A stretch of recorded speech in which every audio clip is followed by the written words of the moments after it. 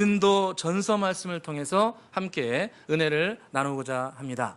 이 고린도는 사도 바울이 2차 세계 전도여행을 할 때 1년 6개월을 머물면서 개척한 교회입니다. 이 고린도는 지금도 터가 남아있는데 지금의 그리스 남부 지역에 있던 항구 도시입니다. 예나 지금이나 이 항구 도시는 무역과 상업이 아주 발달이 된 곳이죠. 그래서 고린도도 그 당시에 지중해 무역의 아주 중심권이었습니다. 지중해 무역의 중심권이어서 이곳이 그 당시에 전 세계를 지배하고 있던 로마의 4대 도시 중에 하나에 들어갔다고 합니다. 그러니까 고린도가 얼마나 유명한 도시였던가를 알 수 있습니다. 그 당시에 전 세계를 지배하고 있던 로마, 그러니까 수도 로마가 당연히 첫째 번에 들어갔을 거고, 두 번째로는 북아프리카 지역에 있는 알렉산드리아.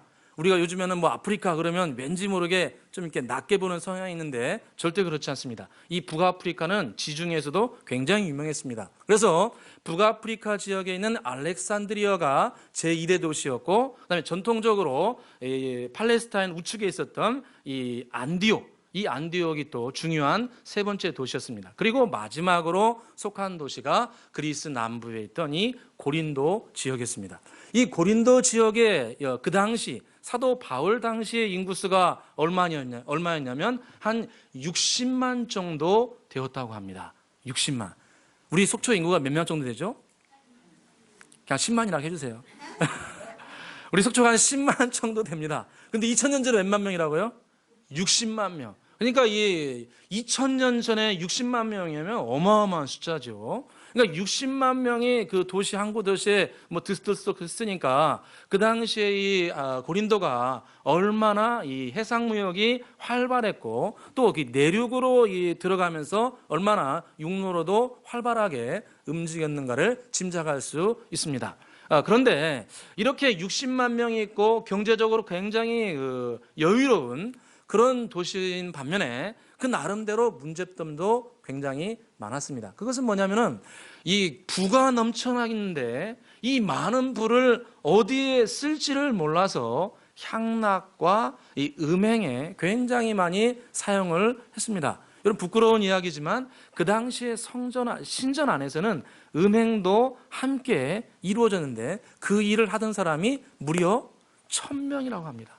그러니까 이 고린도가 얼마나 극심한 타락을 공개적으로 행했는가를 알 수 있습니다. 그래서 이 많은 부를 이런 그 쾌락과 향락에 사용하고, 그런 반면에 이 부한 사람은 굉장히 상업을 잘해서 부하고, 없는 분들은 굉장히 어렵게 살아가고 일일 노동자로 전락하는 이런 빈부의 격차가 굉장히 심했습니다. 그러니까 사람들이 어떤 마음을 가졌냐면 뭐가 최고다? 돈이 최고다. 뭐니 해도 머니가 최고다. 그래가지고 돈을 최고로 해서 돈을 많이 버는 것에 가장 많은 관심을 기울이고 거기에 온 정신을 쏟았습니다. 그래서 이 돈을 굉장히 귀하게 여겼고 돈을 모으는 것을 인생의 목표로 삼았습니다. 근데 또 하나 단점은 뭐냐면은 이 고린도는 원래는 독립국가였습니다. 이 잘 살았기 때문에 독립국가였는데 로마에 항전을 하다가 마지막엔 도저히 힘이 안 돼가지고 로마에 항복을 해버립니다. 항복을 하는데 로마가 이 고린도가 하도 반항을 오래 해가지고 화가 나서 이 고린도 전체를 쑥대밭으로 만들어 버립니다. 그래서 100년 동안 고린도가 회복이 안 됩니다. 회복이 안 되다가 BC 44년쯤에 우리가 잘 아는 케사르, 이 시저라고 하는 케사르가 그 사람이 이 고린도를 다시 재건을 해서 다른 것보다는 경제 부흥을 해서 경제를 살리는 도시로 회복을 시켜줍니다. 여러분, 상상을 해보면 예전에는 독립국가에서 자유롭게 살아가다가 이제는 로마의 지배를 받아서 경제적으로는 여유롭지만 항상 로마에게 세금을 내고 거기에 지도와 거기에 통치를 받으니까 한편으로는 자유로우면서 여유로우면서도 항상 뭐에 억눌려 있는 그런 사회 체계가 이 사람들을 지배하고 있었습니다. 그리고 원래 그리스 문화였기 때문에 다신론을 섬겼습니다. 자기의 입맛대로 신들을 선택해서 골라서 섬기는 사회가 이 고린도 도시였습니다. 우상숭배가 만연하고 향락이 극에 달하고 사람들이 돈을 우상시하고 또 사람들이 패배의식과 절망의식이 짓눌려 있는 그런 미래를 생각하기보다 현재에 있는 것을 먹고 즐기고 누리는 이곳에 초점이 맞춰 있는 이 고린도 도시, 이곳에 빛의 사자들이 들어옵니다. 할렐루야. 누굽니까? 바울과 그의 팀이 예수 그리스도의 생명을 붙들고 이 타락한 도시에 옵니다. 이 빛의 사람들이 이곳에 와서 1년 6개월을 머무면서 매일매일 예수 그리스도의 복음을 증거합니다. 그들의 회당에서, 길거리에서 사도 바울은 논쟁을 하면서 매일매일 시장에서, 회당에서, 길거리에서 예수 그리스도의 복음을 무려 1년 6개월 동안 선교사로서는 드물게 1년 6개월도를 거기에 머물면서 복음을 전합니다. 그래서 많은 사람들이 이 사도 바울의 이야기를 듣고 복음을 듣고 예수님을 모시고 거기서 교회가 탄생합니다. 그 교회 이름이 뭡니까? 고린도 교회. 그 교회 이름이 뭡니까? 고린도. 예, 고린도에서 개척했으니까 고린도 교회. 이 고린도 교회가 탄생을 합니다. 그런데 사도 바울이 매일매일 복음을 전하니까 반대하는 사람들도 굉장히 많았습니다. 행정관들이, 많은 유대인들이 이 사도 바울을 반대했습니다. 그런데 어느 날 복음을 전하는 사도 바울에게 주님께서 직접 나타나셔서 이런 말씀을 합니다. 사도행전 18장 9절 10절에 보니까 밤에 주께서 환상 가운데 바울에게 말씀하시되 두려워하지 말며 침묵하지 말고 말하라. 이 성중에 내 백성이 많이 있습니다. 말씀하십니다. 두려워하지 말고 침묵하지 말고 말하라. 이 고린도 도시에도 내 백성이 많이 있습니다. 할렐루야. 이 사람들이 보기에 타락하고 물질밖에 모르고 내일을 보장받지 못하고 그냥 먹고 마시고 이런 거에 빠져있는 이 도시지만 이곳에서도 내 백성이 많이 있습니다. 그러므로 사도 바울이요, 두려워하지 말고 침묵하지 말고 예수를 말하라. 할렐루야. 우리 속초도 택한 백성이 많이 있습니다. 예수 그리스도께서 택한 백성이 많이 있습니다. 그냥 우리 교회에 부흥시키려고 그럼 정말 작은 생각 가지지 말고 우리 속초에 구원받을 사람이 많이 있다. 이런 주님의 말씀을 따라서 우리가 복음 전하기를 간절히 소원합니다. 여러분, 예수님의 복음은 말해야 능력이 나타납니다. 두려워하지 말고 침묵하지 말고 말하라. 예수님의 복음은 말할 때 능력이 나타납니다. 말할 때 성령이 역사하십니다. 말하면은 우리에게 감당할 수 있는 능력을 저와 여러분에게 부어주실 줄로 믿습니다. 예수를 말하고 예수를 증거하고 우리가 아프다고만 할 것이 아니고 내가 만나는 사람에게 예수님의 복음을 전하면, 예수님의 복음을 전하면 주님께서 복음 전할 때 저와 여러분에게 건강의 축복, 생명의 축복을 허락해 주실 줄로 믿습니다. 우리가 기회가 되는 대로 예수 믿으세요. 예수 믿으면 행복합니다. 우리 교회 한번 놀러 오세요. 할렐루야. 연습 한번 해보겠습니다. 예수 믿으면 행복합니다. 얼굴을 행복하게 하고 해야겠습니다. 얼굴은 행복하지 않은데 예수 믿으면 행복합니다. 이러면 안 됩니다. 얼굴을 피고 행복한 모습으로 자 해보겠습니다. 시작. 예수 믿으면 행복합니다. 예수 믿으면 행복합니다. 이렇게 예수 믿으면 행복합니다. 우리 교회 한번 놀러 오세요. 이런 복음을 전할 때 먼저는 우리 자신이 복음 전할 때 힘을 얻습니다. 복음 전할 때 힘을 얻고 복음을 전할 때 주님께서 역사하셔서 복음을 확장해 나갈 줄로 믿습니다. 자, 이렇게 고린도 교회가 사도 바울이 1년 6개월을 모면서 복음을 전하는데, 그럼에도 불구하고 고린도 교회에는 많은 문제점들이 있었습니다.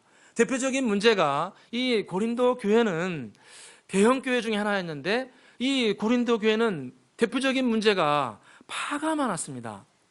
처음 교회를 개척한 바울파, 또 중간중간에 부흥회를 인도했던 사도 베드로파, 또 중간에 와가지고 말씀을 집중적으로 가르쳐던 아볼로파, 또 이주도도 아닌 사람들은 무슨 파?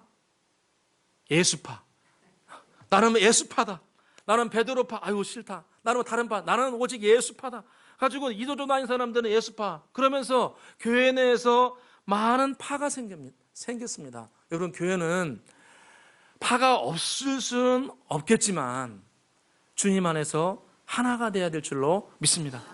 여러분, 우리가 예수님 안에서 하나가 되어서 싸워야 될 공공의 적은 누굽니까? 사탄 마귀입니다.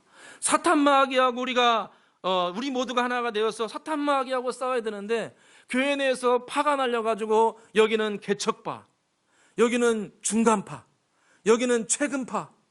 할렐루야. 이러면 돼요, 안 돼요?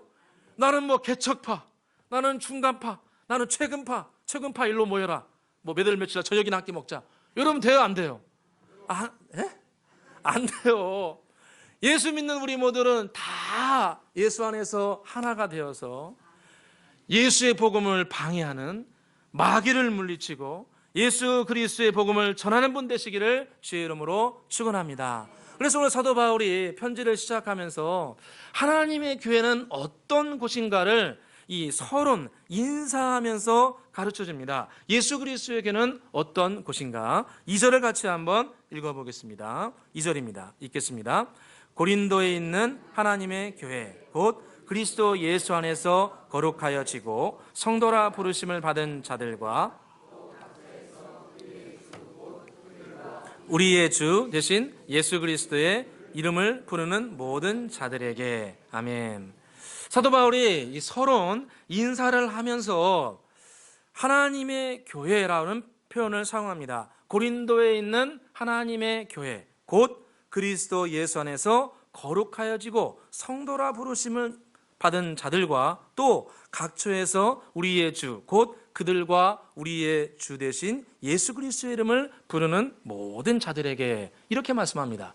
이 2절 말씀을 통해서 사도 바울은 교회가 어떤 곳인가를 가르쳐 줍니다. 첫째로 교회는 하나님의 교회 곧 그리스도 예수 안에서 거룩하여지고 성도라 부르심을 받은 자들이라, 이렇게 말씀합니다. 교회는 성경적인 원리를 따르면 건물을 지향하지 않습니다. 교회는 이런 건물이 일부이긴 하지만 이 건물 자체를 지향하지 않습니다. 성경에서 말하는 교회는 예수 안에서 거룩하게 된 하나님의 백성들, 이분들을 교회라, 이렇게 말씀합니다. 고린도에 있는 하나님의 교회 곧 그리스도 예수 안에서 거룩하여지고 성도라 부르심을 받은 자들, 곧 예수 그리스도로 말미암아 거룩하게 된 사람들이 하나님의 교회요 하나님의 백성이라는 겁니다. 그래서 교회라는 것은, 건물은 교회당, 예배당이라고 부르고, 우리가 편의상 무슨 교회, 어디 교회 이렇게 건물을 지칭하긴 하지만 근본적으로 성경에서 말씀하는 교회는 예수 그리스도로 말미암아 거룩하게 된 하나님의 백성들을 교회라고 부릅니다. 여러분, 예수 그리스도를 믿으십니까? 예수 그리스도를 구주로 모셔드렸습니까? 그러면 여러분들은 교회입니다. 할렐루야. 한번 따라서 보겠습니다. 나는 교회입니다. 나는 교회입니다. 저와 여러분은 걸어다니는 교회입니다. 여기서도 교회고 세상 밖에 나가서도 그리스도의 향기를 드러내는 거룩한 교회입니다. 그래서 주님께서 하신 말씀이, 교회라는 것은 어떤 것이냐? 예수 그리스도로 말미암아 우리의 심령이 깨끗하게 된 사람, 거룩하게 된 사람들이 교회라, 이렇게 말씀합니다. 여러분 성경에 보니까 우리의 마음은 심히 부패해 있다, 성경에 말씀합니다. 예레미야 17장 9절 말씀 보니까 만물보다 심히 부패한 것은 사람의 마음이라 누가 능히 이를 알리오마는, 이렇게 말씀합니다. 누가 능히 이를 알겠는가? 사람의 마음이라는 것은 아주 심하게 부패되어 있다는 겁니다. 우리가 아담과 하와로부터 시작해서 하나님을 떠난 그때부터 우리는 하나님께로부터 내려오는 생명이 들어오지 못합니다. 하나님께로부터 내려온 진정한 사랑과 진정한 기쁨과 진정한 능력이, 진정한 생명이 우리 가운데 하나도 들어오지 못합니다. 그냥 우리 살아있을 뿐이지, 생물학적으로 살아있을 뿐이지, 여호와 하나님께로부터, 천국에서부터 우리에게 생명의 빛이 들어오지 못하고 있습니다. 왜 그렇습니까? 죄가 가로막고 있기 때문에 그렇습니다. 죄가 가로막고 있어서 진정한 사랑과 진정한 기쁨과 진정한 능력이 우리 가운데 비춰지지를 못하고 있습니다. 이 생명의 빛이 비춰지지 않아서 우리 가운데는 그 내면 깊은 곳에부터 부패가 시작이 되었습니다. 이 내면 깊은 곳에 진실함이 사라지고 이곳에 거짓과 부패와 살인과 간음과 거짓과 도적질이, 거짓말이 우리 가운데 채워지게 되었다. 주님은 그렇게 말씀하십니다. 그래서 하나님께로부터 빛이 들어오지 않아서 우리 내면 가운데는 깊은 부패가 시작되었던 것입니다. 그래서 우리가 잘 아는 것처럼 우리는 거짓말을 배운 적이 없지만 거짓말을 너무나 잘합니다. 거짓말을 배운 적이 없지만 우리는 거짓말을 잘합니다. 우리는 누구에게 악한 생각을 가지는 것을 배운 적이 없지만 우리 내면 깊은 곳에서는 악한 생각들이 저절로 일어나는 성향이 우리 가운데 내재되어 있습니다. 이런 부패한 성향은 나중에는 어디까지 발전하게 되냐면 성경에 보면은 우리를 죄악 가운데 끌어당긴다, 이렇게 말씀합니다. 로마서 7장 23절에 보니까 사도 바울이 고백하기를 내 지체 속에 한 다른 법이 있는데 이 법이 내 마음의 법과 싸워서 내 지체 속에 있는 죄의 법으로 나를 사로잡는 것을 보는도다, 이렇게 말씀합니다. 우리 가운데 다른 한 법이 있어서 또 다른 내가 들어있어서 그 자아가 나를 끌어당긴다는 겁니다. 죄를 짓는 것으로 사로잡아 당기는 능력을 가지고 있다는 것입니다. 죄는 저와 여러분을 사로잡을 수 있습니다. 죄는 가만히 내버려두면 능력을 발휘해서 우리의 부패를 조장할 뿐만 아니라 우리를 내면 깊은 곳으로 더 깊은 죄와 타락과 게으름으로 우리를 끌어당기는 능력이 있습니다. 그래서 주님께서 요한복음 10장 10절에 말씀하시기를 도적이 오는 것은 도적질하고 죽이고 멸망시키는 것뿐이요 내가 온 것은 양으로 생명을 얻게 하고 더 풍성히 얻게 하림이라, 이렇게 말씀하고 있습니다. 우리 가운데 죄가 들어와서 마귀가 역사하면은 도적질하고 죽이고 멸망시키고 결국은 어둠으로 끝을 맺게 합니다. 우리의 마음이 이렇게 타락해서 이런 죄악 가운데 거하고 죄를 행할 수 있다는 겁니다. 우리가 어떻게 이런 죄악을 깨끗하게 하고 정결하게 하고 이 죄로부터 자유함을 누릴 수 있는가? 인간의 힘과 노력으로, 다른 어떤 인간의 윤리로 우리의 삶은 절대로 변화되지 않습니다. 우리가 죄를 이긴다는 것도 우리의 능력으로 죄를 끊고 죄에서 자유함을 얻을 수 없습니다.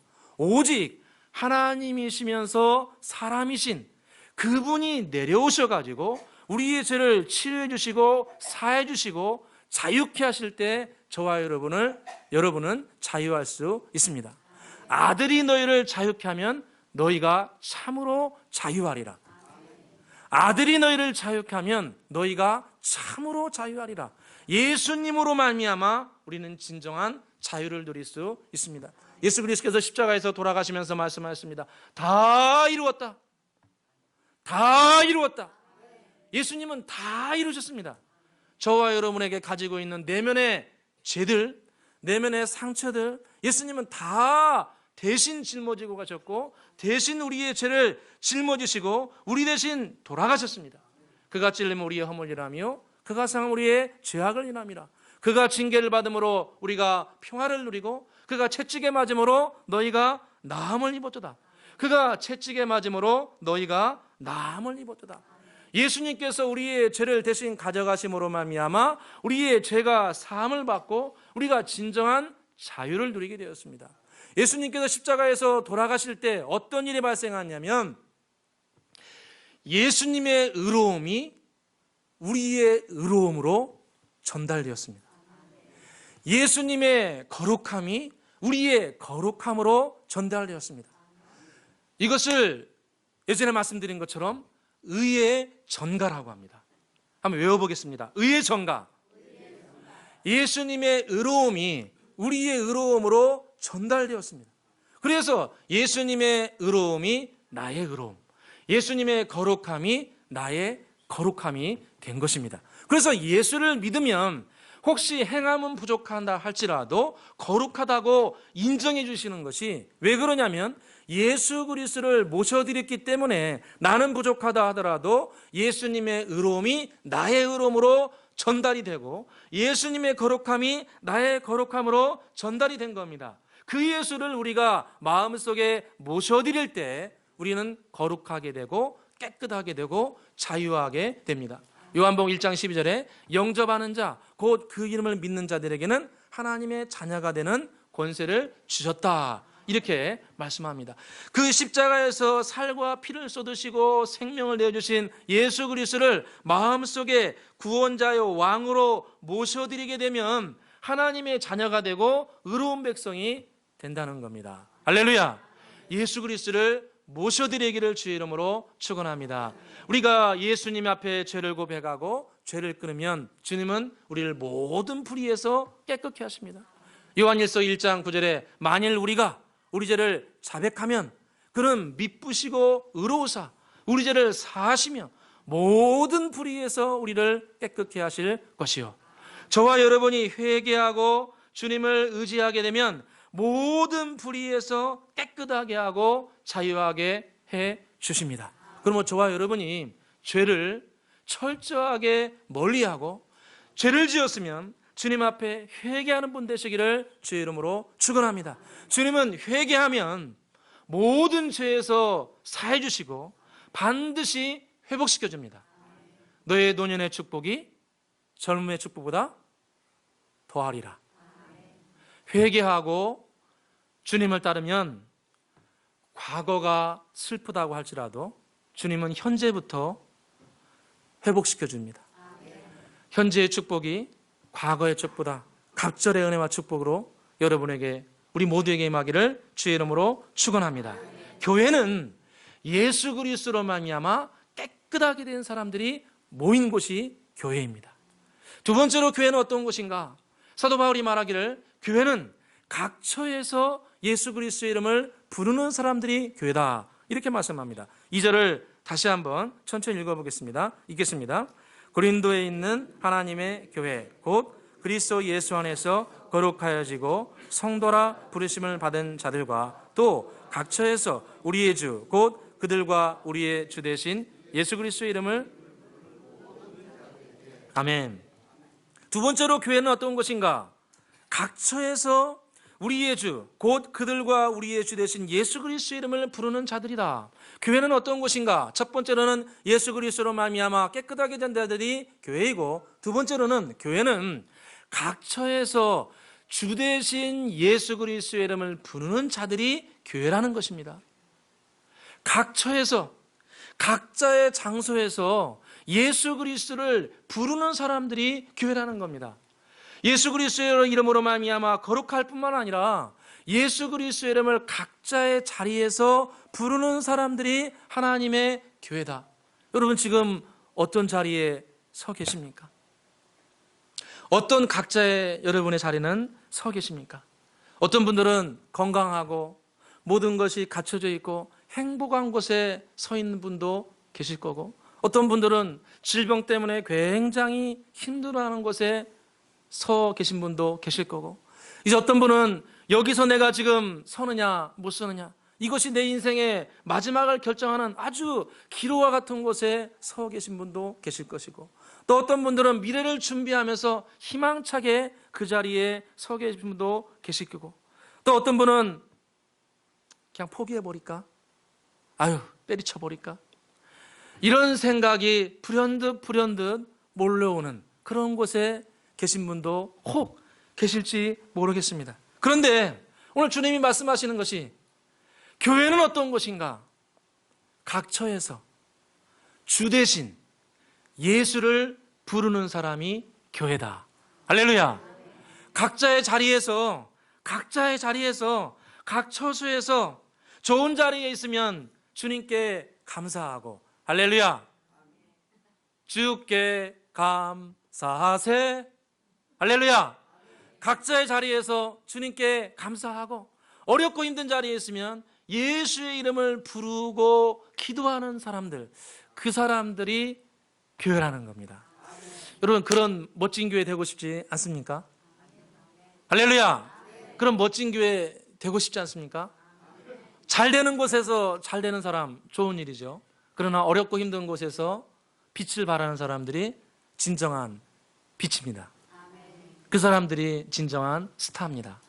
여러분, 그런 멋진 교회 되시기를 주의 이름으로 축원합니다. 사도 바울이 1차 세계대전을 할 때 유럽으로 복음을 전파하러 나갔습니다. 빌립보 교회를 개척했는데, 빌립보 교회를 개척하다가 어떤 일이 있었냐면은, 그곳에 이 점치는 여종이 있어가지고 주인을 아주 이롭게 하는 여종이 있었습니다. 점을 쳤다면 다 맞춰요. 점치면 다 맞춰요. 그러니까 복채를 많이 받았을까요? 적게 받았을까요? 엄청 많이 받았어요. 그러니까 주인이 여종만 보면은 막 좋아했어요. 그런데 사도 빛의 사자들이 와가지고 복음을 전했는데, 예수 그리스도의 이름으로 떠나갈지어다, 할렐루야. 이러니까 여종에 붙었던 귀신이 떠나가 버렸어요. 점치는 귀신이. 여러분, 점도 귀신들이야 점칩니다. 근데 쫓아내 버렸어요. 그러니까 여종이, 주인이 화가 나가지고 바울과 그의 일행을 고소 고발해가지고 매를 때리고 감옥에 쳐넣습니다. 성경에 보니까 매를 심히 많이 때리고 깊은 감옥에 집어넣고, 또 이 족쇄로 그들을 묶어놨다, 이렇게 표현합니다. 사도행전 16장 23절에 보니까 많이 친 후에 깊은 감옥에 가두고 그 발을 차고에 든든히 채웠다, 이렇게 말합니다. 예수 그리스도의 복음을 전하고 예수 사랑 증거하고 빛으로 살아가고 싶은데, 어느 날 갑자기 고난과 어려움이 찾아와서 많이 치고 많이 때려가지고, 감옥도 보통 감옥이 아니고 어느 감옥이라고요? 깊은 감옥.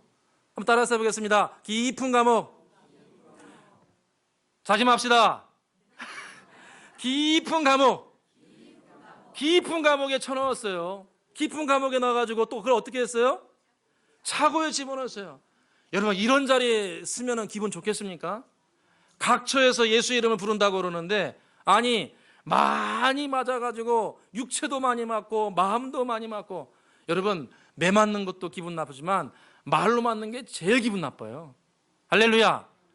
원래 할렐루야 많이 하면 안 되는데, 이 말로 사람 상처 많이 주면 그게 참 마음의 질병이 돼요. 여러분, 말로 많이 맞기도 하고 깊은 감옥에 들어가서 미래가 없어 보이고 움직이지 못해가지고 족쇄로 묶어가지고 일어서지 못하는 그런 상황 가운데 이 사도 바울 팀이, 빛의 사자들이 거기에 갇혀 있었는데, 참 두 분이 은혜 받은 게 뭐냐면은, 그 깊은 감옥에서 많이 맞고 깊은 감옥에서 미래가 없고 발이 묶여 있는 그 상황 가운데 두 분은 한밤중에 예수의 이름을 부르고 예수를 찬양합니다.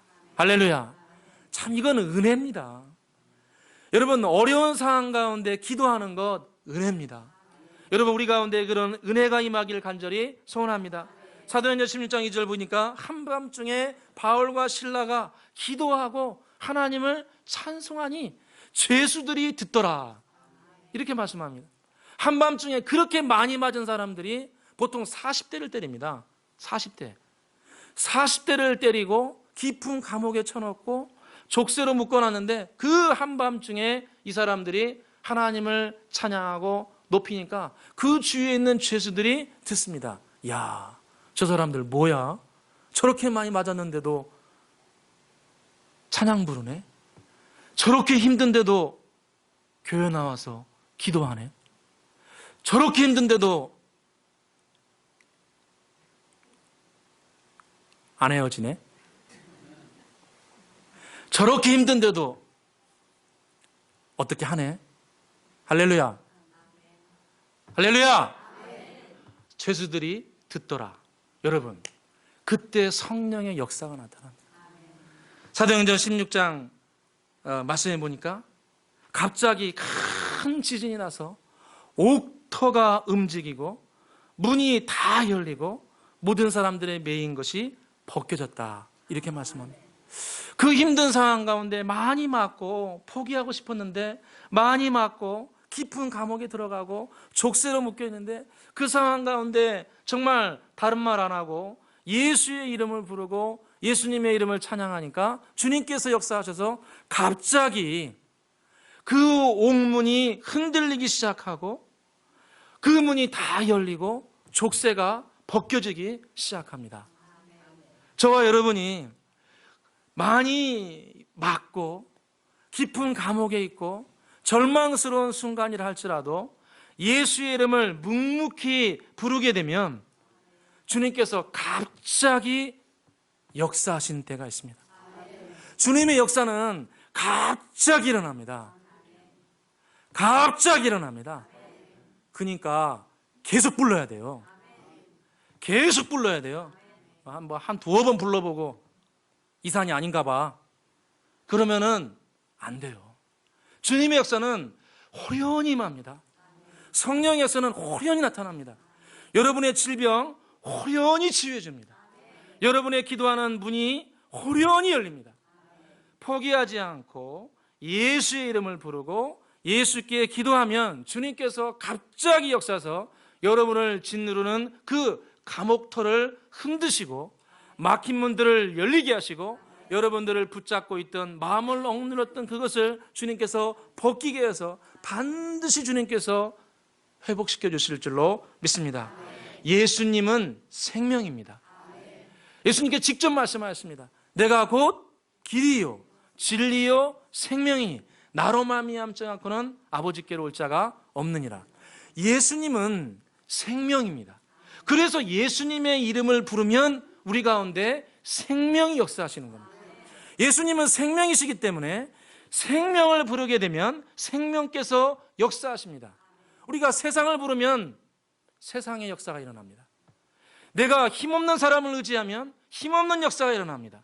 사람을 의지하면 사람의 한계점을 드러냅니다. 그러나 예수의 이름을 부르게 되면 온 천하의 주인 되신 주님께서 역사하셔서 감당할 수 있는 넓고 깊은 마음을 저와 여러분에게 부어주실 줄로 믿습니다. 그 사람을 품을 수 있는 은혜를 저와 여러분에게 부어줄 겁니다. 그 문들을 감당할 수 있는 지혜와 능력을 하늘로부터 부어주실 것입니다. 그 생명을 받으시기를 주의 이름으로 축원합니다. 교회는 예수 그리스도로 말미암아 거룩하게 된 백성들의 모임입니다. 또 교회는 각자의 처소에서 잘 되든 못 되든 힘들든 그 자리에서 예수의 이름을 부르는 사람들이 교회입니다. 저와 여러분이 그런 향기로운 교회 되기를 주의 이름으로 축원합니다. 기도하겠습니다. 사랑과 은혜가 풍성하신 아버지 하나님, 오늘도 우리에게 깨달음을 주시니 진실로 감사합니다. 오늘 말씀을 통해 교회가 무엇인지를 배웁니다. 교회는 예수 그리스도의 이름으로 말미암아 거룩하여지고 각처에서 예수 그리스도의 이름을 부르는 자들의 모임인 것을 배웁니다. 아버지여, 특별히 저희들에게 어느 곳에 있든지 주의 이름을 부를 수 있는 은혜를 베풀어 주옵소서. 많이 맞기도 하고 깊은 감옥에 있기도 하고 손발이 묶여서 정말 포기하고 싶은 순간이라 할지라도 주의 은혜로 말미암아 주의 이름을 부를 수 있는 은혜를 베풀어 주옵소서. 생명이신 주님을 부를 때 우리 가운데 생명을 부어주실 줄로 믿습니다.